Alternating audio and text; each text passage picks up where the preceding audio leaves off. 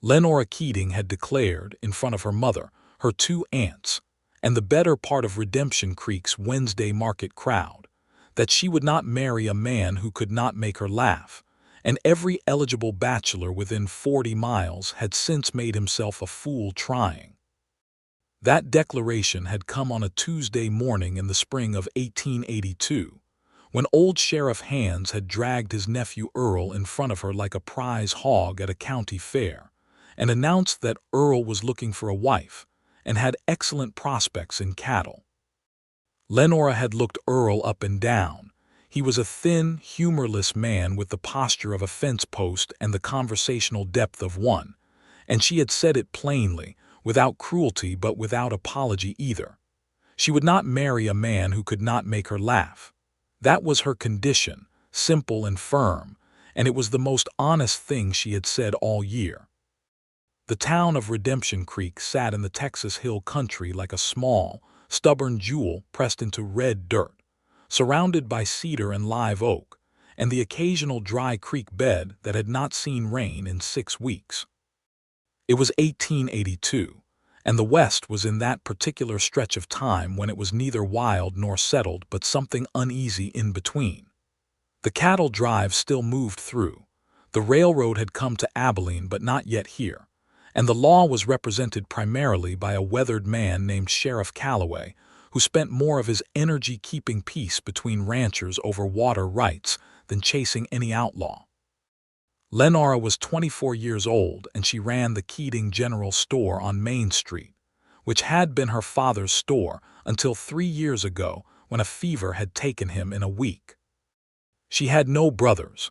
Her mother had moved back to her sister's place in Austin, and Lenora had stayed because the store was hers and the town needed it, and she was not the kind of woman who ran from something just because it was hard. She was tall for a woman of her time, with dark auburn hair she kept pinned up in a practical knot, hazel eyes that caught the light in ways that made men forget what they were saying mid-sentence, and a frankness of expression that unnerved people who were used to women being more decorative than direct. She had a ledger she kept with the precision of a surveyor. She had opinions about the tariff on dry goods, about the new barbed wire fences going up along the creek, and about the way certain ranchers treated the Mexican families who worked their land. She extended credit generously and remembered debts patiently, and she had turned down 3 marriage proposals in 2 years, all from decent enough men who simply did not understand that she was not lonely in the way they imagined she must be. What she was, though she would not have named it on a Wednesday at the market, was a little starved for someone who saw the absurdity in things. The same absurdity she saw every day, in the way old Hector Bowman argued with his own reflection in her store window, in the way the new preacher pronounced Deuteronomy, as though it were a complaint, in the way the town took itself so gravely serious in a land where a longhorn had once wandered into the post office and nobody had a satisfying explanation for how it got through the door. Life was funny if you paid attention, and she paid attention, but she had nobody to share it with. Patrick Garrett rode into Redemption Creek on a Friday afternoon in late April, and he did not ride in like a man who intended to stay. He came down the main road on a bay horse named Copper that had a white blaze on its nose and the kind of easy, road-worn gait that told you both horse and rider had covered serious distance. Patrick was 30 years old, lean but not thin, with the kind of build that came from actual work rather than posturing, wide shoulders, calloused hands, a jaw that had not seen a razor in 4 days. He wore a plain brown coat, dust-covered trousers, and a hat that had been expensive once. His eyes were a particular shade of blue that people in novels always described as steel, but which were, in fact, closer to the color of an October sky right before it decides to rain.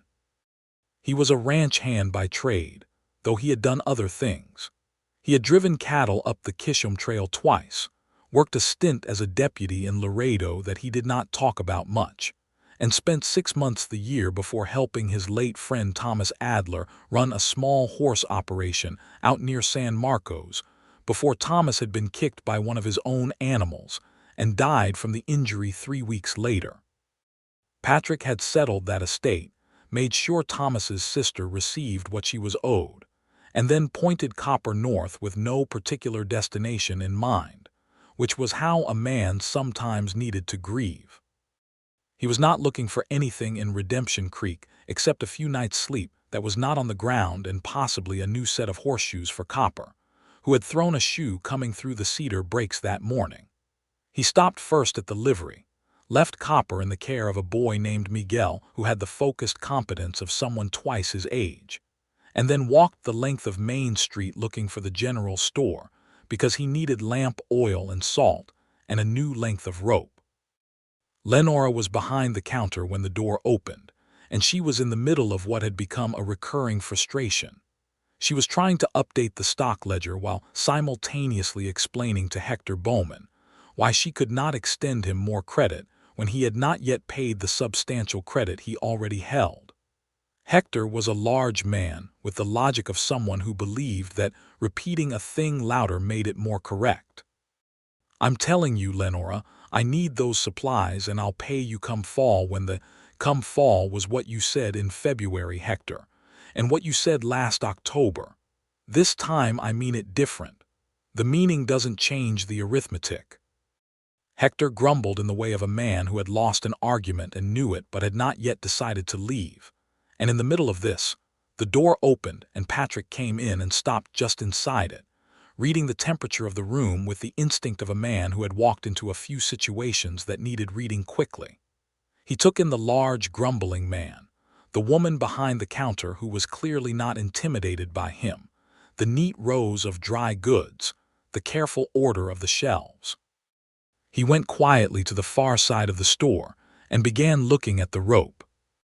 Hector left eventually, with considerably less than he had asked for and a clear accounting of what he owed, and Lenora turned to the remaining customer and found him examining a length of hemp rope with what appeared to be genuine attention. "Can I help you?" she said. Patrick looked up. The hazel eyes caught him as they tended to catch people, and he managed to answer without too obvious a pause. "Lamp oil," he said, "and salt, and this rope if the price is fair. The price is marked on the shelf, it's fair." "I'll take it then." He brought it to the counter, and while she measured out his oil into a can he had handed her, he looked around the store with the mild curiosity of a man in an interesting place. His eye landed on a painted sign above the door that read, "Keating General Est. 1871, all debts noted." "That's a pointed sign," he said. "It has saved me approximately 400 conversations," she said. He almost smiled. It did not quite reach the surface, but it was there, that flicker of something. "Patrick Garrett," he said, setting coin on the counter. "Lenora Keating," she said, counting the coin without looking at him. "You passing through for a few days. I need a shoe on my horse and a decent night's sleep. Mihaly's runs the boarding house, second left off Main. She's clean and she doesn't charge for breakfast if you're downstairs before 7. Appreciated." He took his supplies and left, and Lenora went back to her ledger, and she thought nothing particular about it except that he had not tried to be charming, which was itself a kind of relief. The town of Redemption Creek had 4 saloons, 2 churches, a school that was open 3 days a week, and exactly 1 doctor who was reliable and 1 who was not. It had a population of something close to 300 souls when you counted the ranching families in the surrounding territory, and it was the kind of place that knew its own business thoroughly and everyone else's business nearly as well. Patrick ate supper that evening at the Red Pine, which was the better of the 2 restaurants on Main Street, and he sat alone with his meal and listened to the noise of the town around him with the particular quality of attention that belongs to men who have been mostly alone for a while. He heard Redemption Creek talking, arguing, laughing, making plans, and he felt the familiar ache of a man who is not miserable, but is definitely lonely, and has not yet admitted it to himself as anything more than tiredness. The next morning he came back to the general store for coffee beans, which he had forgotten the day before. Lenora was unpacking a crate of canned goods, and stacking them with the methodical efficiency of someone who had done it 1,000 times. A calico cat named Biscuit, who had been a fixture of the store for 6 years and had opinions about everyone, was sitting on the counter watching Patrick enter with the kind of territorial suspicion that only cats and small-town residents can fully achieve. "Coffee beans," Patrick said, and then, because the cat was staring at him with an expression of profound judgment, he added, "Your cat appears to disapprove of me." "Biscuit disapproves of everyone," Lenora said without looking up from her crate. She disapproved of the new preacher so strongly that he now crosses to the other side of the street when he passes this window. "Can't say I blame the cat," Patrick said. This time Lenora did look up. There was a slight angle to his expression, not a grin, not quite even a smile, just a barely visible acknowledgement of something. "New preacher has a complicated relationship with the word Deuteronomy," she said. "Seems like a word that invites complications," Patrick said. She weighed out his coffee and took his money, and he left again, and this time she did think something about it. Not much, but something. He did not leave at the end of the week as he had planned. The farrier, a man named Roscoe, had a backlog of 4 horses ahead of Copper, and the shoeing would take until Wednesday at the earliest. Patrick took on day work at the Haynes Ranch east of town. There was a fence line that needed stringing, and they needed an extra hand. And he settled into the rhythm of Redemption Creek in the way of a man who is not uncomfortable with work, and not uncomfortable with stillness, and is, perhaps, a little surprised to find himself not entirely eager to move on. He came into the store every couple of days, and each time it was brief and practical, but the brief and practical conversations had a way of turning a corner and becoming something else. Not long conversations, not dramatic ones, but sharp ones. The kind where 2 people are discovering, without announcing it, that the other one is unusually good at seeing the same things. It was on a Monday in the 2nd week that Lenora laughed for the first time around him, and he was not trying to make her do it, which is precisely why it happened. She had been dealing with a situation that had been escalating all morning. The situation was as follows. A traveling salesman named Mr. Cyrus Beaumont had arrived the previous evening on the westbound stage, and he had set himself up in front of the general store, not inside it technically, because he was canny enough to stay just outside her property line, with a collapsible table, and a collection of tonics and elixirs that he was selling with the fervor and vocabulary of a man who had memorized a very good speech and had no new ones. Mr. Beaumont was not technically breaking any law. He was, however, extremely blocking the path to her door, and he was attracting the kind of morning crowd that listened to his pitch, and then came inside and bought nothing, because they'd just spent their pocket money on a bottle of Dr. Beaumont's restorative tonic, good for the blood, the liver, and the general melancholy of Western life. Lenora had already had 2 conversations with him, both civil and both futile. Patrick arrived at 9:30 to pick up a small parcel she had been holding for the Haynes Ranch, some hardware that had come on the stage, and found the scene on the sidewalk in front. He stood beside Lenora and looked at Mr. Beaumont, who was in the middle of explaining to a rancher's wife how the tonic addressed the particular physical distresses of the frontier woman, which he listed with extraordinary specificity. "Has he been here long?" Patrick said. "Since before I opened," Lenora said, her jaw set. "What's in the tonic?" I asked him. He said it was a proprietary formula developed by physicians. "What do the physicians say?" "He is the physician."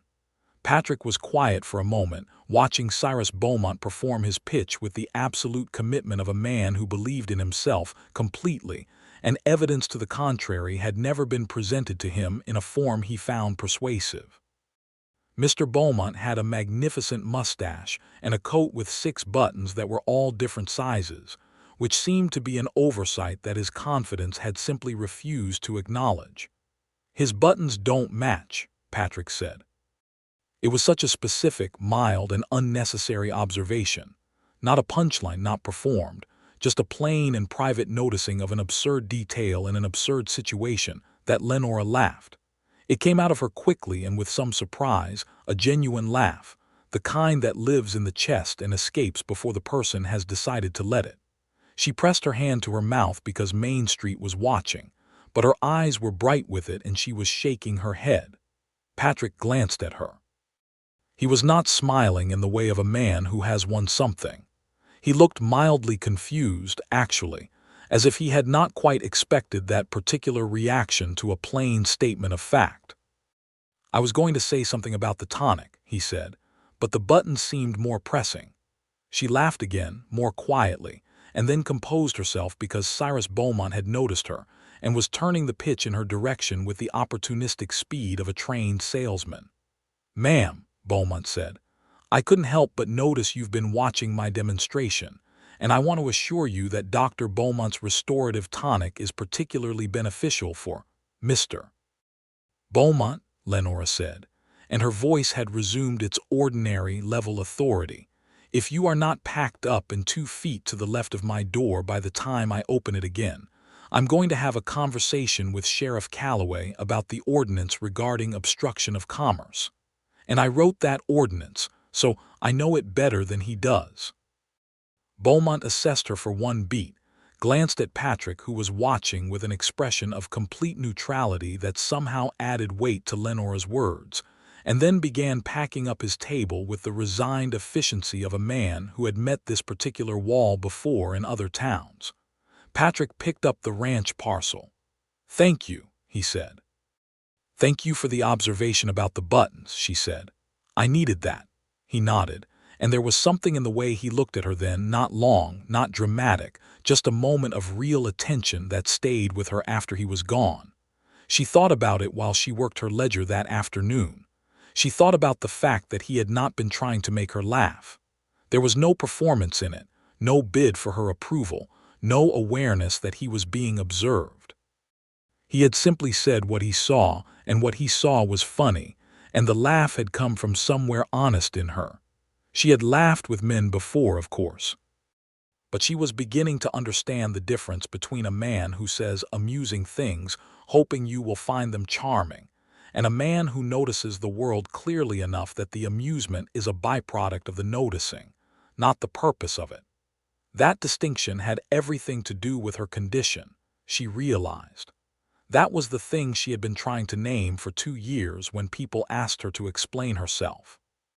Patrick had supper at the Red Pine again that evening and was joined, without having issued an invitation, by a man named Walt Hobbs, who was the foreman at the Haynes Ranch and had decided, after 3 days of working alongside Patrick, that he was someone worth knowing. Walt was 50, broad and cheerful in the way of a man who had made peace with most of the facts of his life. "You planning to move on, or are you going to turn into a regular?" Walt said, pushing a second cup of coffee at him. "Waiting on the farrier," Patrick said. "Roscoe takes his time." "I'm aware."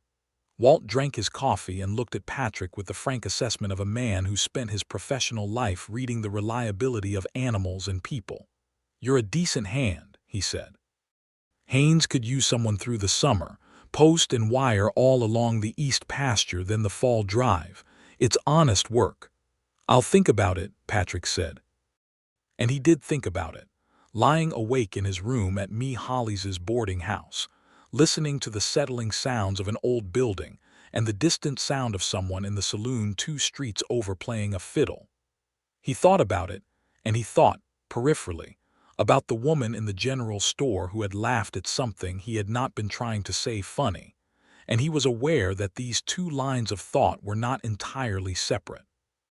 The following week, a situation arose in Redemption Creek that Patrick found himself in the middle of through no fault of his own, or at least no fault he could have anticipated. The situation concerned water. In the summer of 1882, water rights in Texas Hill Country were a subject of genuine and serious conflict. The creek that gave the town its name ran through several properties before it reached the town's main channel, and for most of the year it was managed through an informal agreement that dated back 20 years and involved a complicated system of precedents, tolerances, and grudges. That system depended on a man named Clarence Webb, who owned the largest ranch upstream and whose family had settled there first, and who had, until this spring, exercised his considerable water rights with reasonable restraint. Clarence Webb had died in February.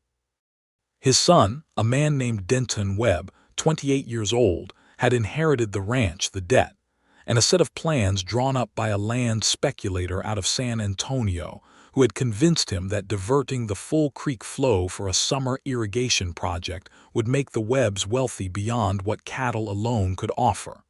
The town had been hearing about this plan for weeks. There had been meetings. There had been letters.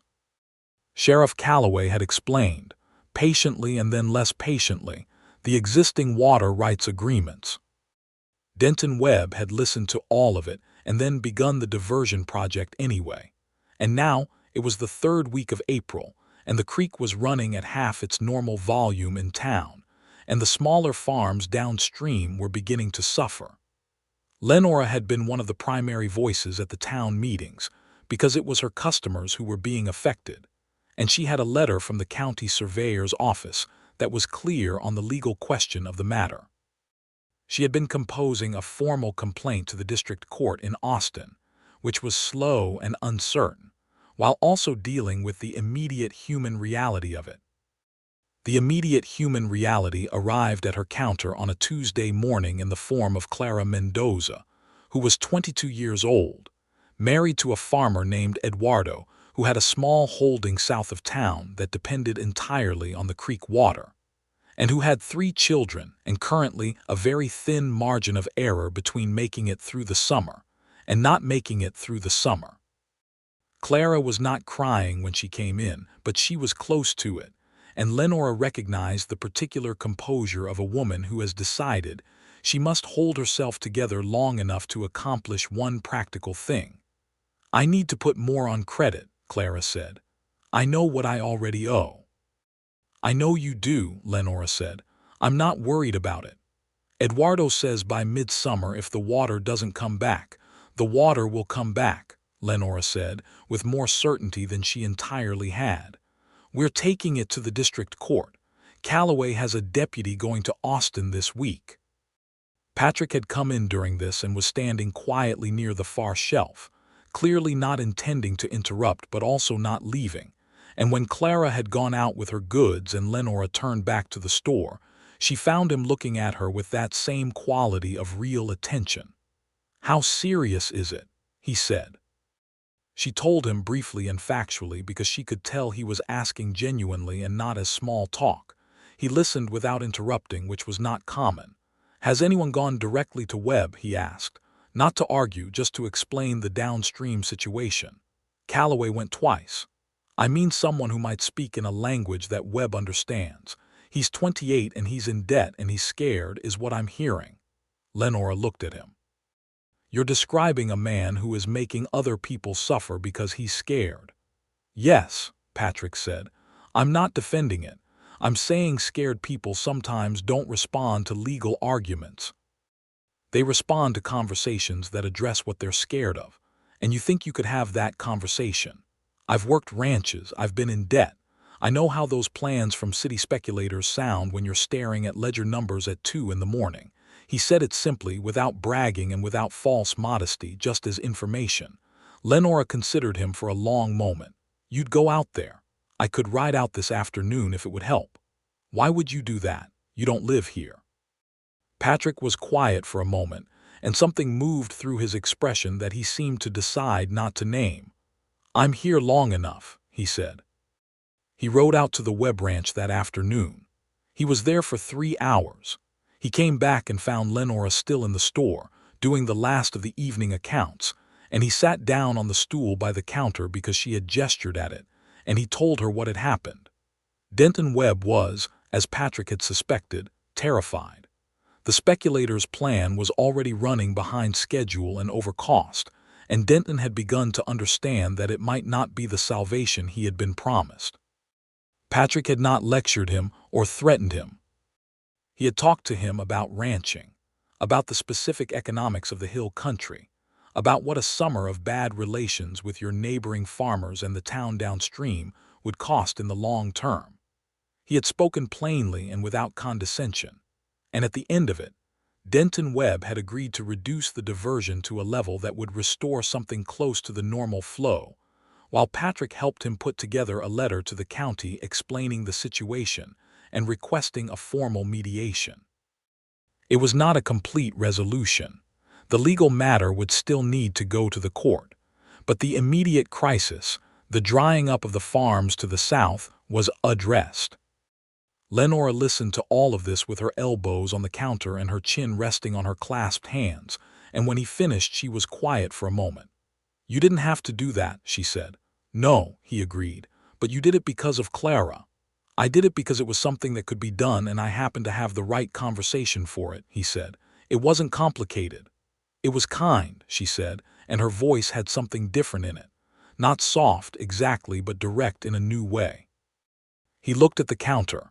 She looked at him. The lamplight was warm and the street outside was quiet, and something was shifting between them that neither of them had particularly planned. "I'm going to take Calloway's deputy position," he said. "Walt offered it to me through Haynes, and Calloway mentioned it separately. It's through the summer at least." She had not known this was coming, and the surprise of her own response to it, the small, immediate relief of it like something settling, told her something she had not been expecting. "You're staying," she said. "For the summer," he said, because he was honest and did not want to claim more than he was sure of. "That's something," she said. "Yes," he said, "it is." He left and she closed up the store, and she walked home through the evening air that smelled of cedar and dry earth and distant rain, and she thought about Patrick Garrett with the careful, slightly dangerous attention of a woman who has been precise about what she wants and has just encountered something that might qualify. The weeks that followed were, from the outside, perfectly unremarkable. Patrick worked for Calloway part-time and finished the fence work for Haynes. Lenora ran the store.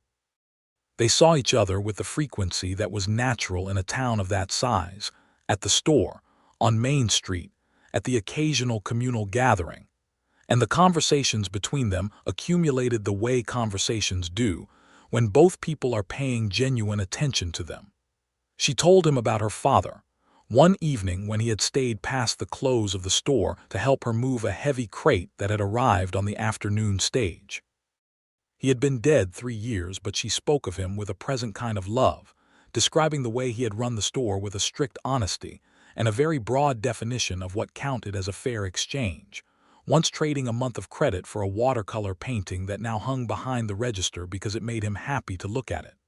The painting was still there, a modest landscape, Texas hills in soft blue and ochre. He believed the store should be useful, she said, not just commercially. He let people sit in here during bad weather. He kept a cot in the back for 2 years when the Henley family had a fire and needed somewhere while they rebuilt. "That's a good inheritance," Patrick said. He would have said the furniture was the inheritance, she said. He was very clear about the furniture. Patrick smiled, and it was a full one this time, quiet and warm, and Lenora noticed it with a precision she could not help. He told her about Thomas Adler one evening, sitting on the bench outside the store after she had locked up, the last of the sun going down in its theatrical Texas way. He did not tell it as a tragedy, exactly, though it was. He told it the way a man tells something he has been carrying alone for a while, and has finally decided to set down, gently, in the presence of someone he trusts. "He was the funniest man I've ever known," Patrick said. Not trying to be, just the way he saw things. He'd be fixing a fence post and make an observation about a cloud formation, and it would be the most accurate funny thing you'd ever heard, and he would have no idea why you were laughing. Lenora felt something turn over very carefully in her chest. "What did he look like?" she asked, because she wanted the person to be real and not just a story. "Shorter than me. Red hair that stuck up no matter what. He had this one expression when something surprised him. His eyebrows went up and his whole face looked like he was meeting a horse for the first time every time." "I would have liked him," she said. "Yes," Patrick said. "You would have." He said it with certainty, and it was a compliment to both of them. There was a dance at the Grange Hall the first Saturday in June, and Lenora went because she always went to town events because she believed in showing up for the community, and Patrick went because Walt Hobbs told him it would be good for him, and he had stopped arguing with Walt because Walt was always right. The hall was lit with oil lamps strung on wire, and someone had brought a fiddle player and someone else had brought an accordion, and the music was lively enough to forgive its imprecision. The town came together the way small towns do, the ranchers and the farmers and the merchants and their wives, and the single people, and the various drifters and workers, who had a reason to be in Redemption Creek that particular week. And the divisions of the Webb water dispute softened somewhat under the influence of the music and the whiskey and the human desire to not be at war with your neighbors forever. Patrick danced once with me Hollies, who was 60, and insisted on dancing with everyone as a matter of principle.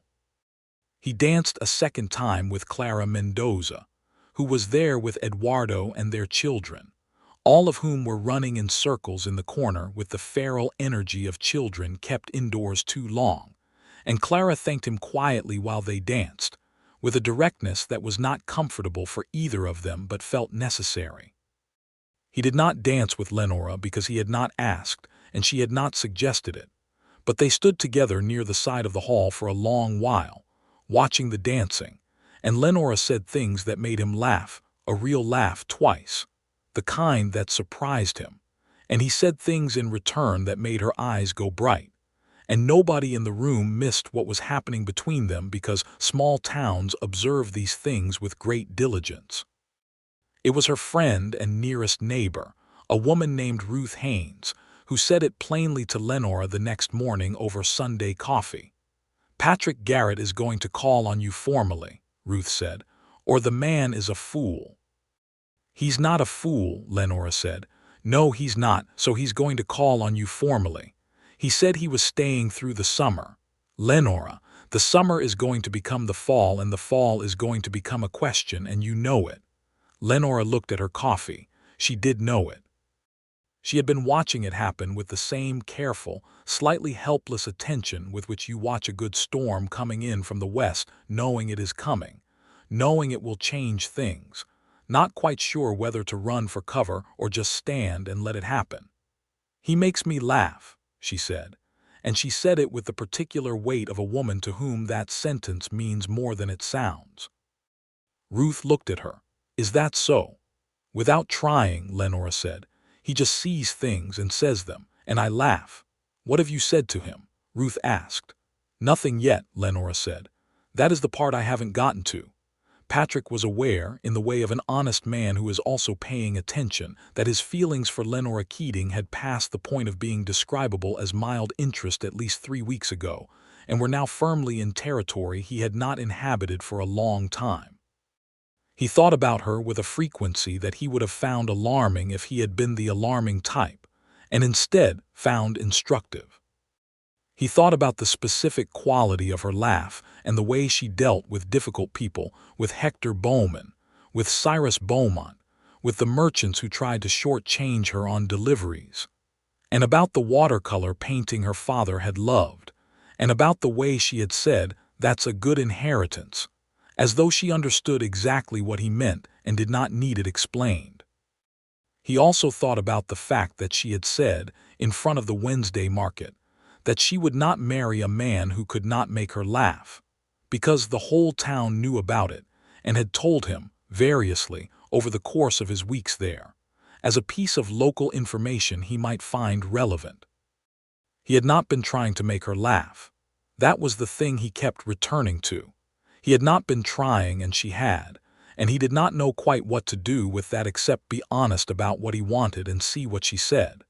He called on her formally on a Wednesday evening, which was a choice he made because the store was closed on Wednesday evenings, and she would not be behind a counter with a ledger between them.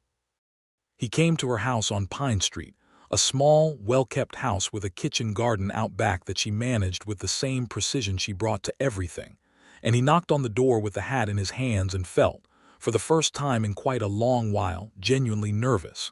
She opened the door and looked at him with the expression of a woman who is not entirely surprised but is choosing to be precise. "Patrick," she said. "Lenora," he said. "I'd like to speak with you if you have the time." "I have the time," she said, and stepped aside to let him in. She had a parlor that was modest and personal, her father's books along one wall, a quilt her mother had made on the back of the settee, a small lamp that put out warm light and smelled of beeswax. She did not sit him by the door like a caller to be dealt with, but at the kitchen table, which was an honest place, and she made coffee without asking if he wanted it because she had enough presence of mind to know they both needed something to do with their hands. He told her plainly. He had not rehearsed a speech because he did not trust speeches, and she would have seen through one anyway.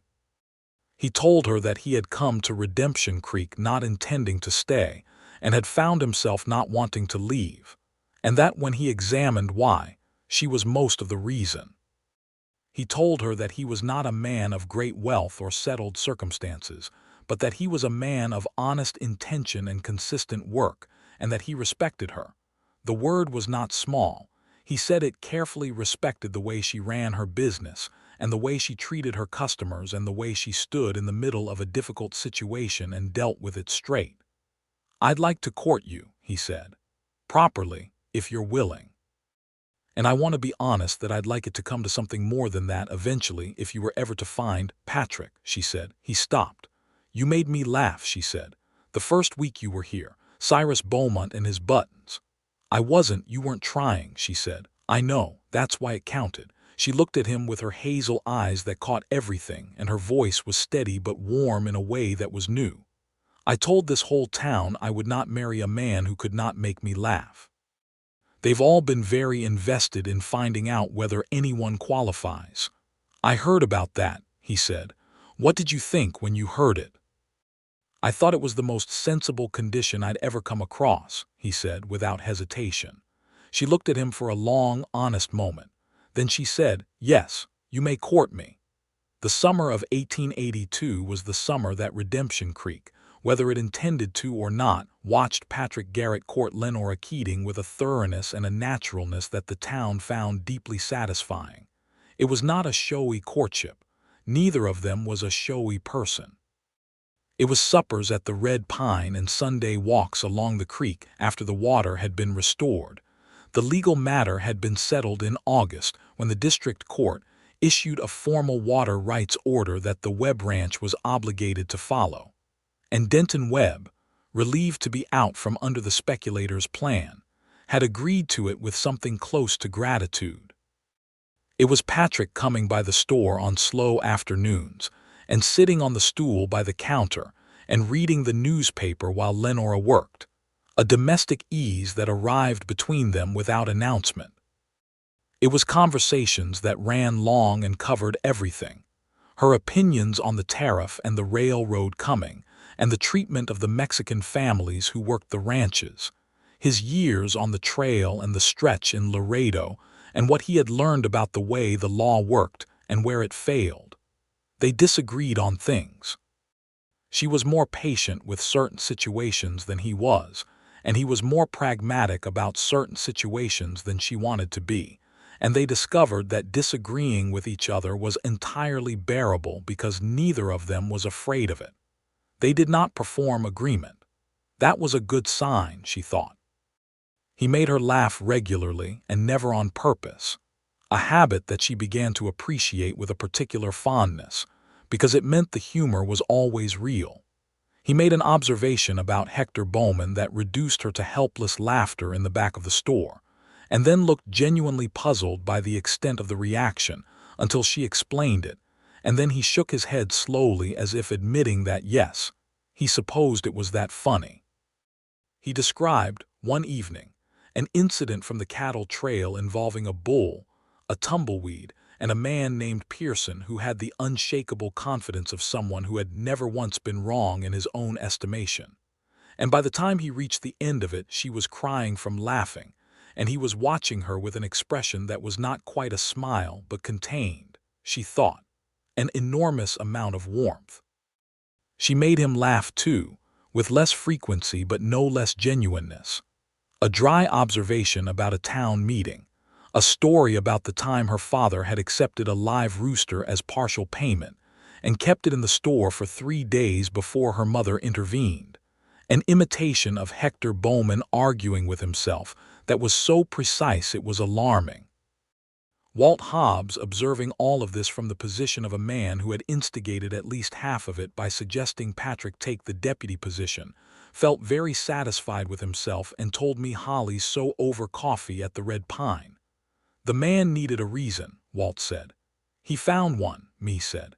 She found one too, Walt said. Which matters more? In September, the Haynes Ranch had its fall cattle drive and Patrick went with it 4 weeks, north toward the Kansas line with a herd of 800 head and a crew of 12 men, the kind of work he had done before and knew well.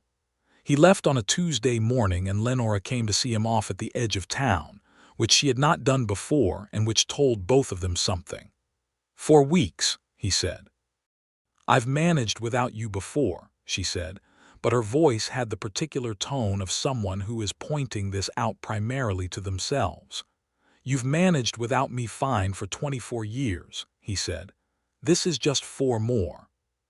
3 weeks and 5 days if you're efficient, she said. I'll be efficient, he said. He looked at her and she looked at him, and then he leaned down from Copper's back and she stood on her toes and they kissed for the first time with the town and the morning light and the smell of dust and cedar all around them, and it was brief and real and tasted like coffee and promise.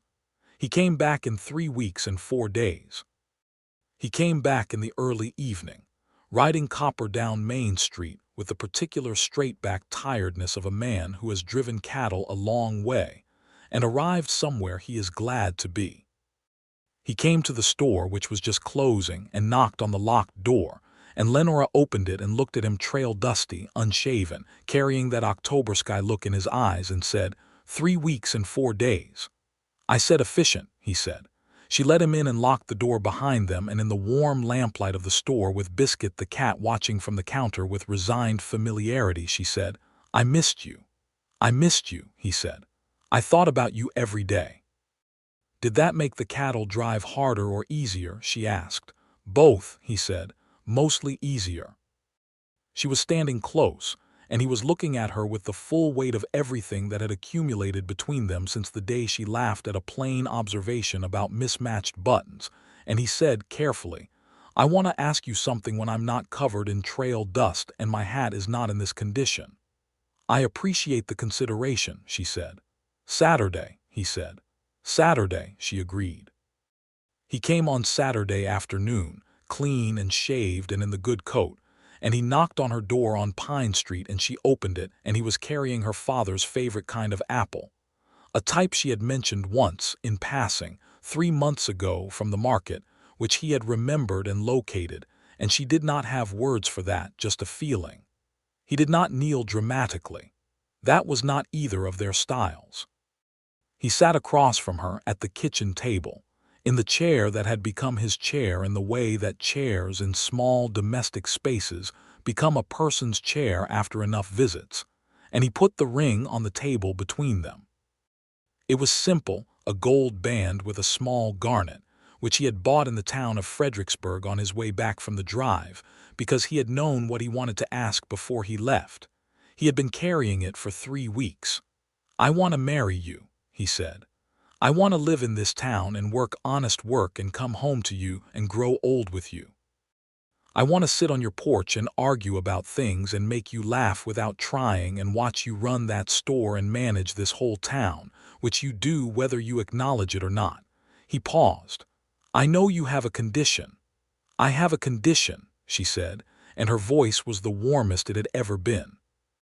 I think I may have met it, he said, with no performance, just honesty and a quiet kind of hope. She looked at the ring and then at him, and her eyes were bright in the way that meant a lot of things at once. You met it the first week you were here, she said. I've just been watching the rest of it catch up. Is that yes? Patrick, she said, that is the most obvious yes I have ever said to anything. He picked up the ring and slid it onto her hand, and she looked at it and then looked at him, and then she laughed, genuine, warm, unbidden, and he shook his head in that mild, slightly baffled way that she had come to love, as if he could not quite account for it but was not displeased. "I wasn't," he started. "I know," she said. "That's the point." They were married in November of 1882, in the smaller of Redemption Creek's two churches. The one where the preacher had a reasonable grasp of Old Testament books, on a bright, cold Saturday with the hill country bare and beautiful around them. The ceremony was attended by the full community in the way of a small town that considers itself part of these things, which it is. Walt Hobbs sat in the front row and looked like a man who had managed a complicated but rewarding project to a successful conclusion. Hollies wept happily. Ruth Haynes held Lenora's small bouquet of late autumn wildflowers while the vows were exchanged. Clara and Eduardo Mendoza came, their children scrubbed and serious in their good clothes. The water rights matter had been formally resolved, and the smaller farms south of town were recovering, and Eduardo had brought Patrick a bottle of mezcal after the court order had come through and said simply, "You did a good thing," and Patrick had accepted it with the same plainness with which he did most things. Sheriff Calloway stood near the door because he was a man who liked to stand near exits, which was a professional habit, and he nodded at Patrick during the ceremony with the compact approval of an older man passing something along.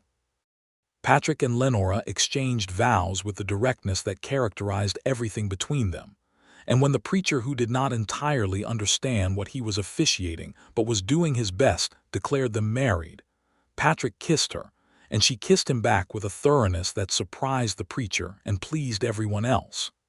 Hector Bowman, who had managed to wrangle an invitation by showing up early and looking hopeful, cried, which nobody had expected.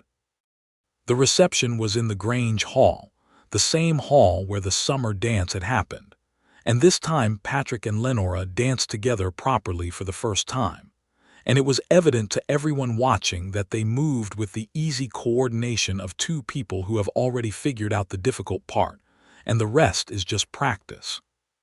They moved into the house on Pine Street together, and Patrick converted the small back room that had been a storage space into a proper study for Lenora's accounting work, because she needed the space, and he was handy with wood, and it was the kind of practical, quiet thing that he simply did without being asked, and she discovered that acts of practical, quiet love were the kind that accumulated into the structure of a life.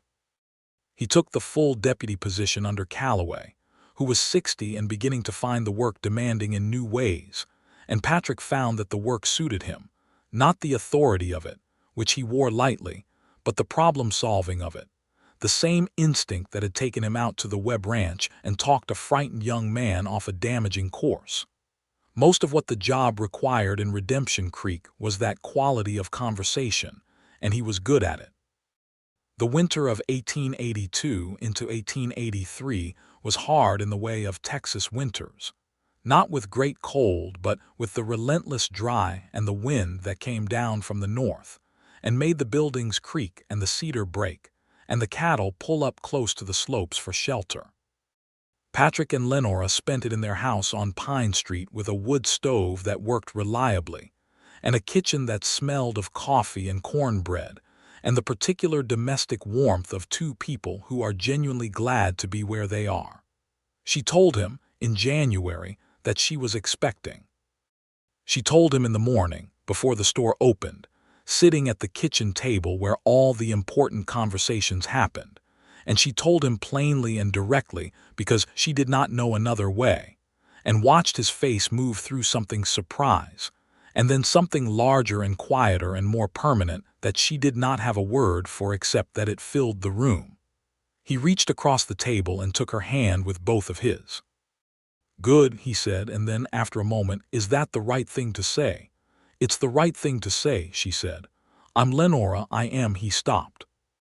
He was not a man who often ran out of words, but this was one of those times when the words were present in abundance, but none of them individually was adequate. "I know," she said. "I am too." Their son was born in late August of 1883, during a heat wave that covered the hill country in a golden, stifling haze, attended by Doc Ellis, who was the reliable doctor, and Ruth Haynes, and me Hollies, who showed up without being asked, and was so useful that nobody mentioned she hadn't been invited. They named him Thomas, for the friend Patrick had lost, and when Patrick held him for the first time, this small, wrinkled, furiously awake person, his face did something that Lenora watched from the bed with the exhausted, complete feeling of a woman who has just done an enormous thing, and is now witnessing another enormous thing happening 6 feet away. Thomas Garrett grew into a boy with his father's October sky eyes and his mother's precision of observation, and the combination was, as Redemption Creek would discover over the years, formidable. The water rights issue that had started in 1882 had a longer tail than anyone had anticipated.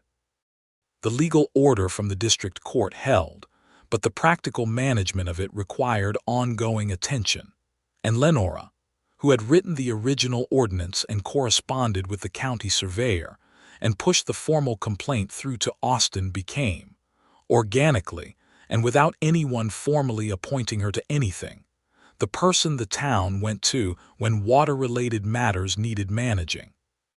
She eventually formalized this into a position on the town council, which was voted in unanimously in 1885, making her the first woman on Redemption Creek's council and one of the very few in the region.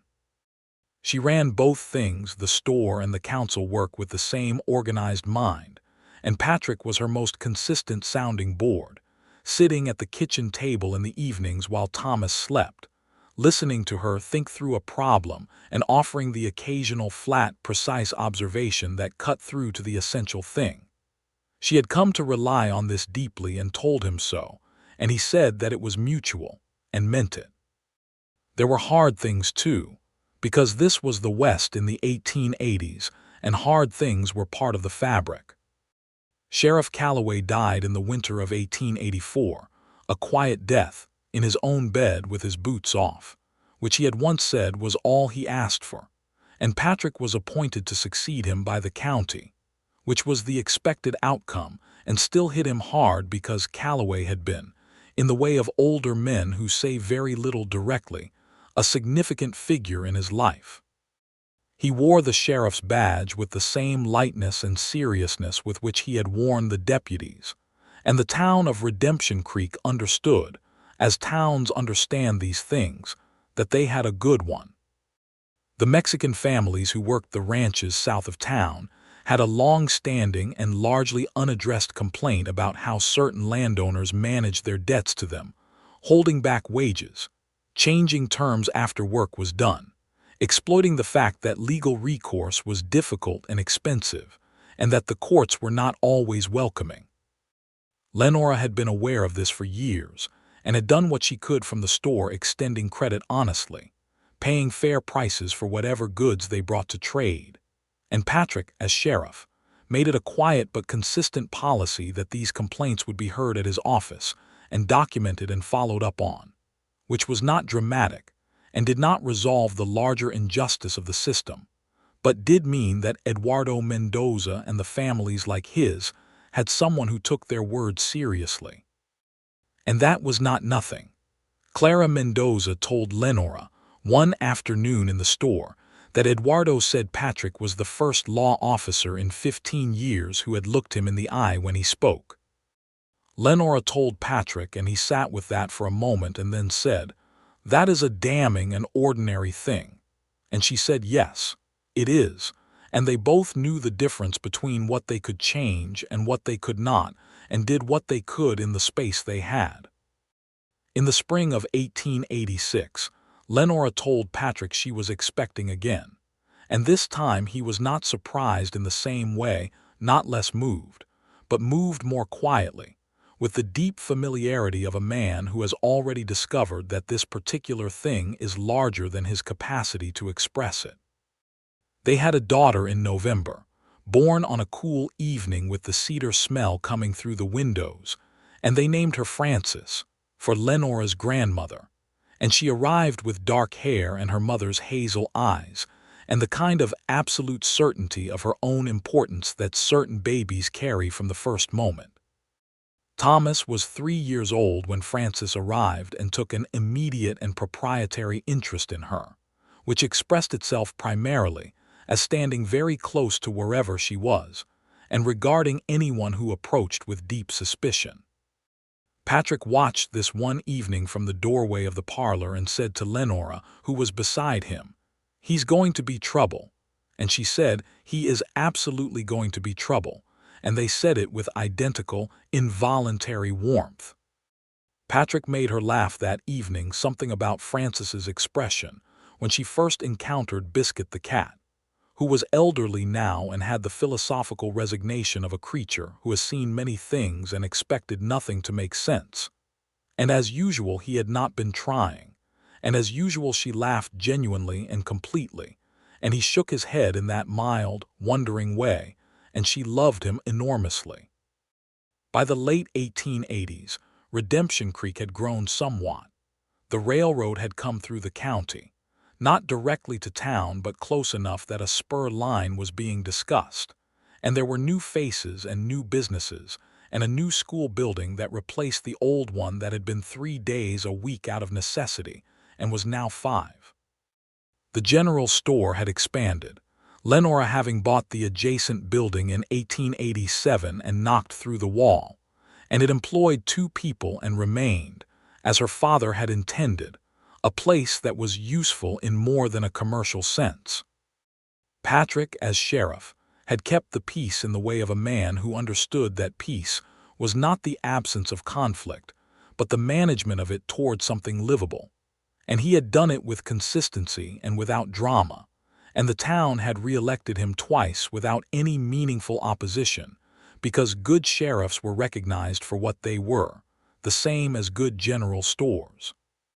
They had years in them together that were ordinary and years that were not and years that were both at once, which is how most years go.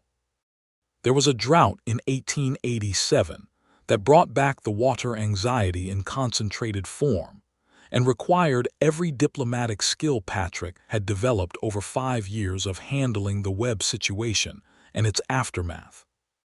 There was an outbreak of fever in 1888 that took 2 of the town's children, which was the particular grief of small communities where everyone knows each other's children.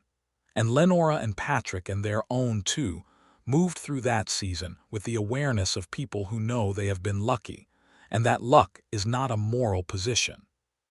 Thomas turned 10 in 1893 and was already the kind of child who could, without particular effort, reduce a room to laughter or silence depending on what the moment called for, and who had clearly inherited his father's quality of noticing things and his mother's quality of saying them.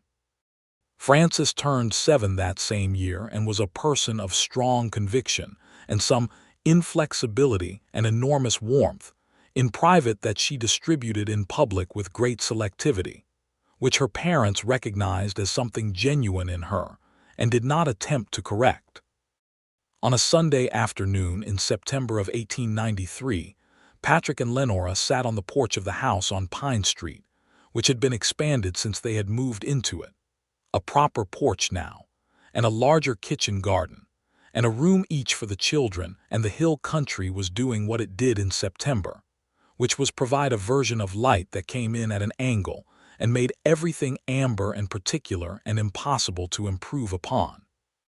Thomas was somewhere in the yard behind the house, conducting some project that involved rope and a considerable amount of commentary.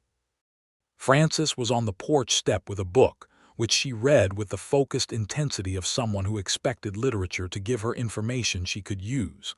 Patrick had his coffee and Lenora had hers, and the evening was quiet in the specific way of a Sunday that has done what it was supposed to do. "I was thinking today," Lenora said, "about the Wednesday at the market." "Which one?" he said, though from her tone he suspected he knew.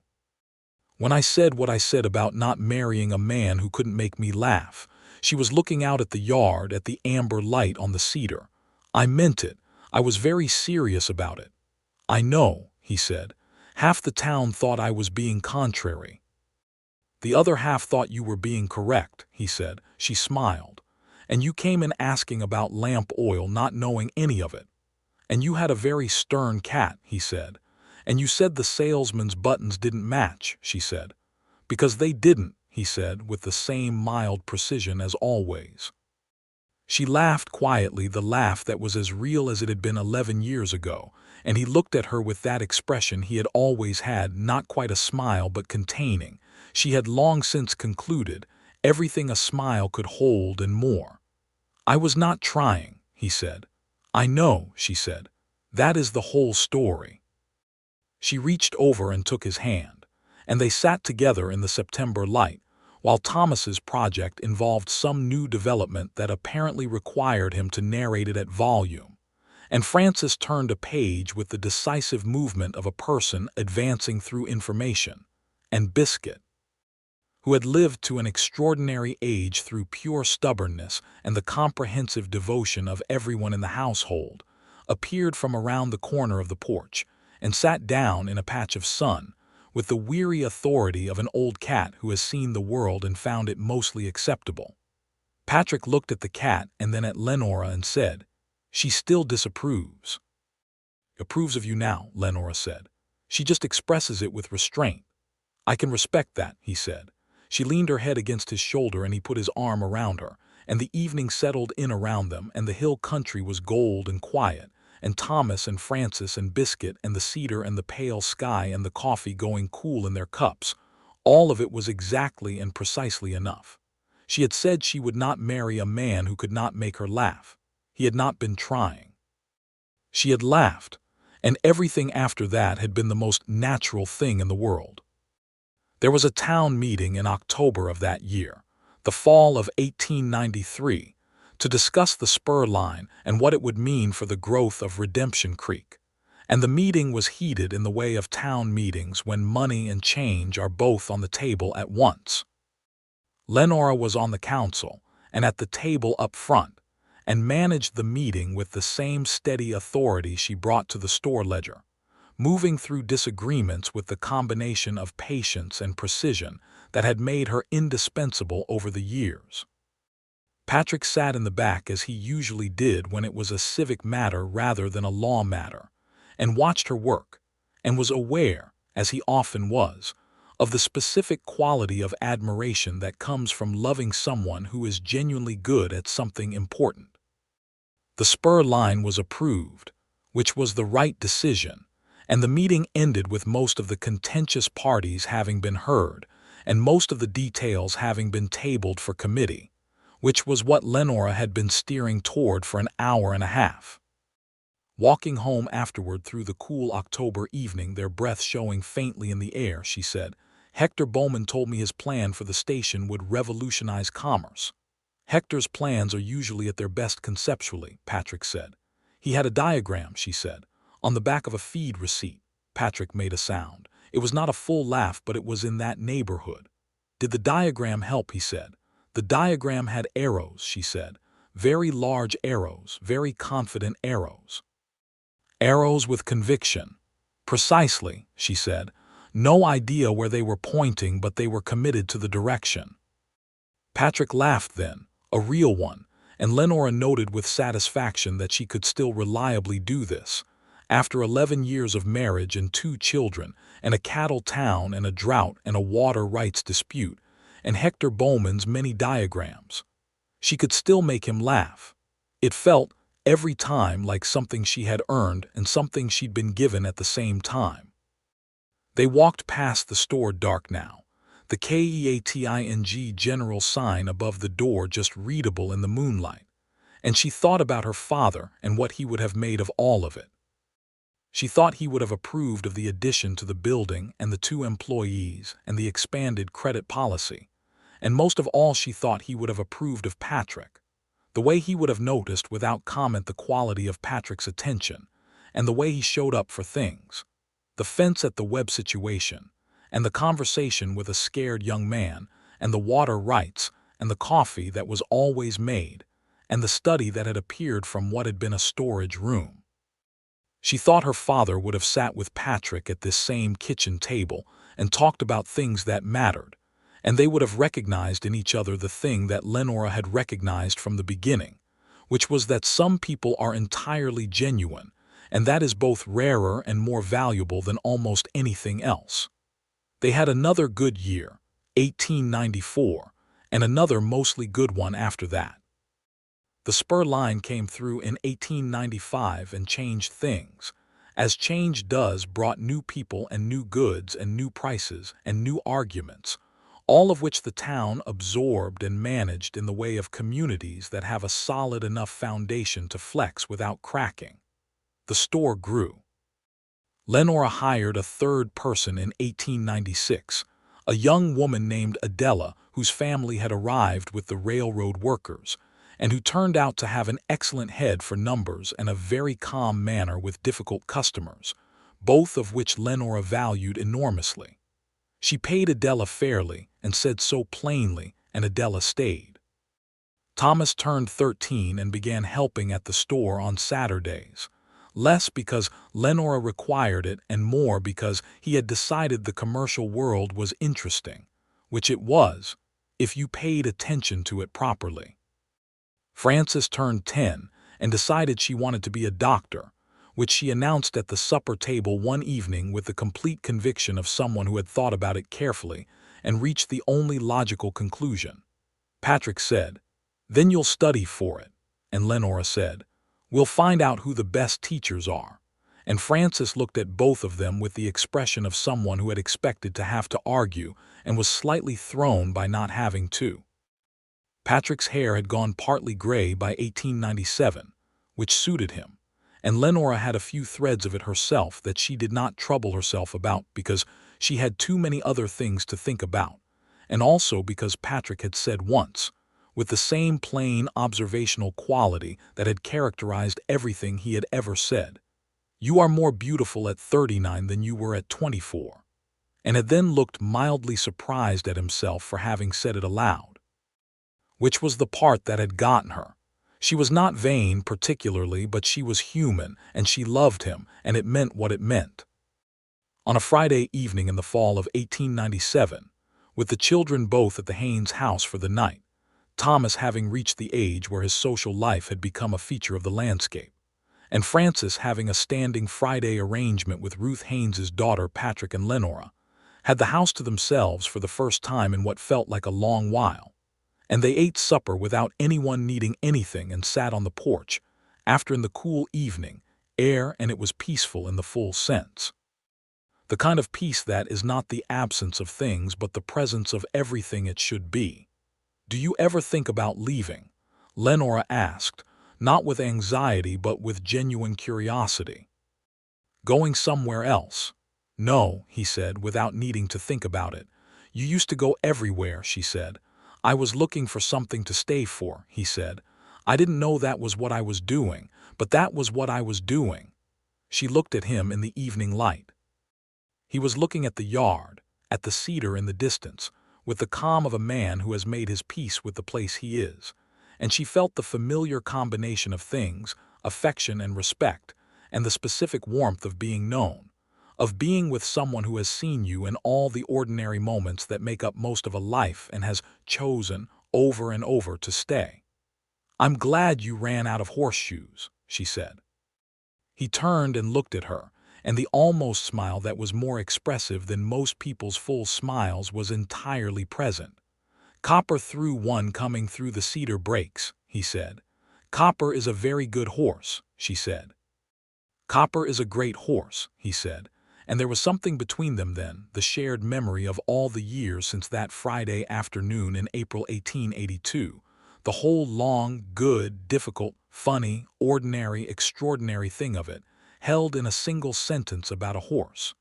She laughed softly without any cause at all, just the fullness of it. He watched her. He shook his head slightly in the way that had never changed in 15 years, that mild, wondering, warm bafflement. "I'm not," he started. "I know," she said. "I know you're not. That's never been the point." He took her hand in the dark of the porch. The stars were enormous over the hill country, the way they got in October, indifferent and brilliant and old beyond any human reckoning, and the cedar smelled sharp in the cool air, and somewhere in the house Biscuit, who was apparently immortal or close enough to it, was asleep on the quilt that Lenora's mother had made, which was where she always slept and always would sleep, and the whole of it was theirs, was real, was earned and given and kept. There was nothing unresolved. The water ran freely through the creek. The store was sound. The children were growing toward their lives with the specific competence of children raised by people who love each other honestly. The badge on Patrick's coat was worn but not tired. The ring on Lenora's hand had the particular warmth of something that has been worn every day for 15 years and has become, fully and without reservation, part of the person wearing it. She had said she would not marry a man who could not make her laugh. He had not been trying when she did. He had walked into her store looking for lamp oil and salt and rope, saying plain and honest things to a woman with a stern cat and a ledger, and an inheritance she carried with love and precision. And somewhere in the space between a tonic salesman's mismatched buttons and a bay horse with a white blaze and a ring bought in Fredericksburg, and carried 3 weeks, and a kitchen table where everything important had always happened. They had built the kind of life that does not need to announce itself because it is already, completely and quietly, everything. She leaned against him on the porch. He held her hand. The stars did what stars do. Redemption Creek settled into the night around them, and the October sky above the hill country was exactly the color of his eyes, and both of them were home.